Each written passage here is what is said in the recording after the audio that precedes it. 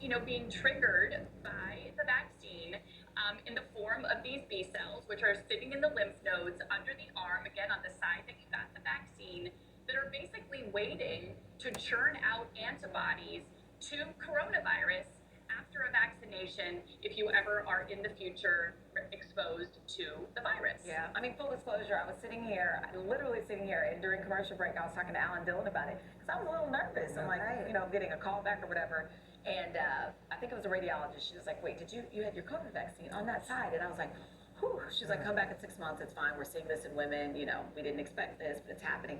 Can we bring in Dr. Funk? Dr. Funk, I mean, these lumps have been leading to a lot of false positives on mammograms. Well, is there a way to avoid that? There are a couple of ways. One way is not to not get your mammogram. I want you getting it. Yeah. So if you're at routine population risk to get breast cancer and it's time for your mammo, time it to before you ever get a vaccination or 4 to 6 weeks after your final dose.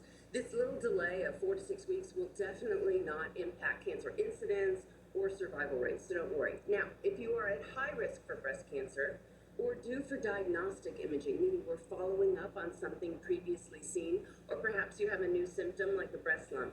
I don't care when you got your vaccination, go get that imaging. But that's an important nuance, that 4 to 6 weeks, we both got our mammograms within, nobody told me that. Mine was like 5 days. After, so that's a really important, get your 6 weeks before you get your mammogram, there's another issue. Yeah. Exactly, and you'll be no worse for the wait, and you won't have that false positive alarm that really sends you spiraling down the worst case scenario. And Dr. Funk, say you do find a lump on your vaccine side during a mammogram. What are the next steps? So what follow-up questions should you be asking your doctor?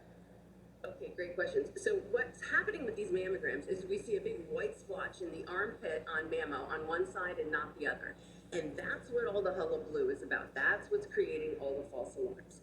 What's next? A targeted ultrasound of that lymph node area. It's fast, it's painless, there's no radiation, and it's super informative. So a normal node is easy to spot. It's almond-shaped, big white center, thin dark periphery.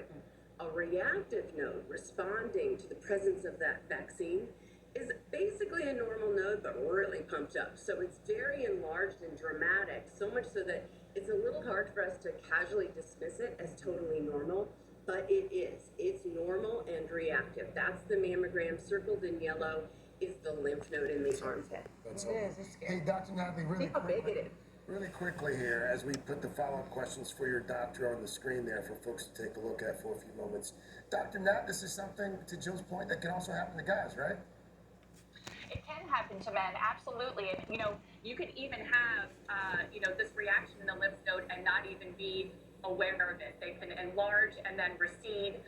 So if you're a man and this happens, absolutely, you also should reach out to your doctor, right? We know that men can certainly get breast cancer, but they should follow the same guidelines that Dr. Funk mentioned in terms of, timing of the vaccine and all of that. All right, Dr. Azar, Dr. Funk, I hope we did a lot of good this morning. And Jill, thank you for, you could have suffered, dealt with that quietly. No, and thank you for sharing too. We just want to help and say, there may be less reason to worry. So, But again, for folks who are watching, I'm really glad that you guys are checking. Yeah, absolutely. Yes. I didn't want to put it on.